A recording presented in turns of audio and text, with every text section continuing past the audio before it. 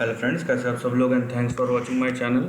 Friends, इस video में हम एक आईटी कंपनी के बारे में डिस्कस करेंगे और वो मिड कैप आईटी कंपनी है और इस कंपनी का नाम है बिरला सॉफ्ट।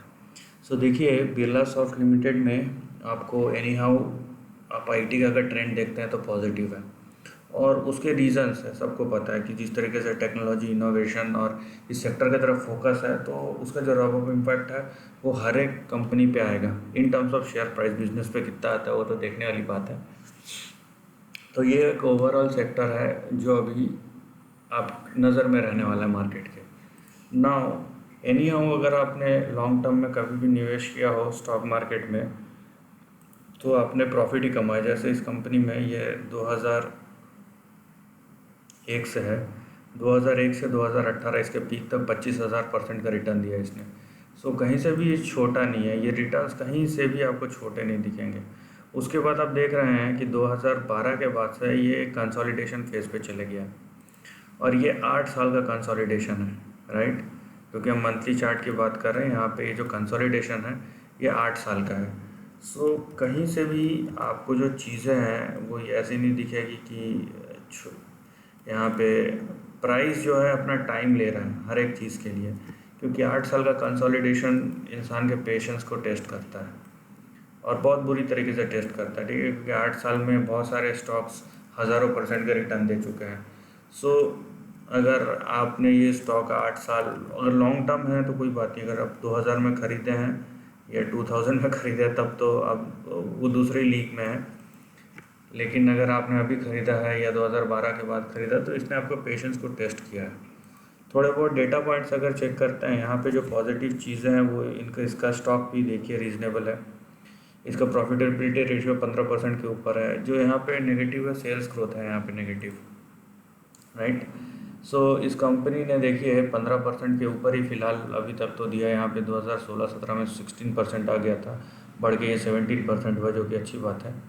यहाँ पे जो अच्छी बात दिख रही है, आप देखिए प्रमोटर्स ने अपना स्टेक बढ़ाया 18% से 40% पे कर दिया, तो ये एक बहुत अच्छा इंडिकेशन है। और यहाँ पे जितने भी आप प्रमोटर्स के नाम देख रहे हैं सब इंडिविजुअल पर्सन ही हैं, ठीक है। यहाँ पे एक है कंपनीज, एक दो कंपनी जैसे प्रोफिशिएंट फिनस्टॉक LLP है और दूसरा है कि नेशनल इंजीनियरिंग इंडस्ट्रीज़, उसके अलावा सब इंडिविजुअल है। तो यहाँ पे 18 से 40%, ये बहुत अच्छी बात है। यहाँ पे FIIs अपना स्टेक कंटिन्यूसली कम कर रहे हैं, राइट।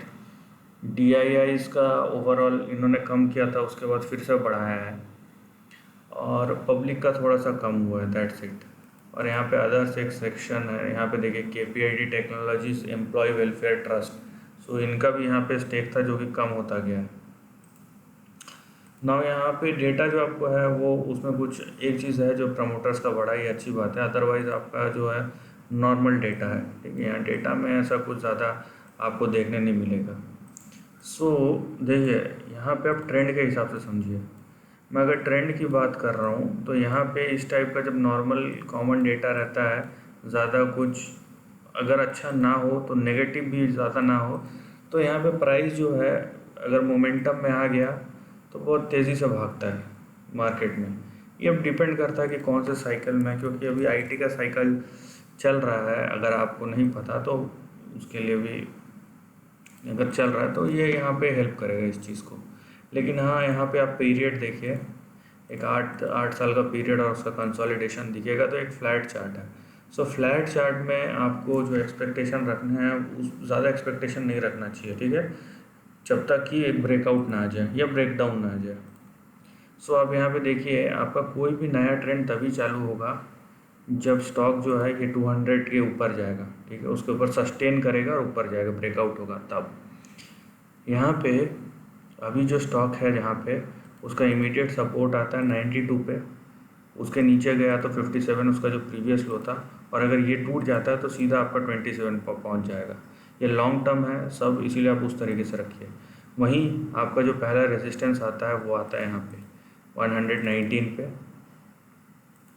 दूसरा आएगा 149 और उसके बाद 202।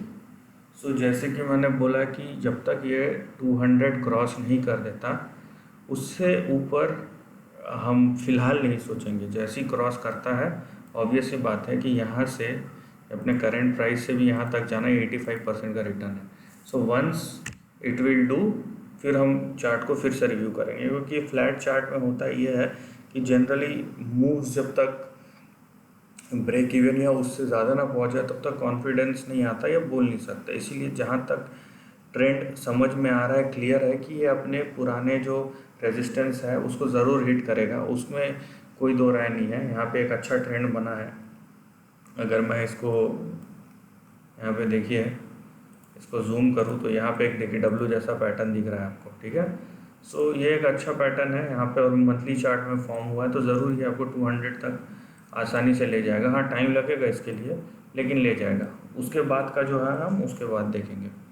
So this is the end of the video दोस्तों। वीडियो पसंद आए तो लाइक और शेयर कीजिए, थॉट्स कमेंट सेक्शन में लिख के बताइए, और ऐसे नया कंटेंट के लिए चैनल को प्लीज़ सब्सक्राइब कीजिए। Lastly, take care of your family and friends.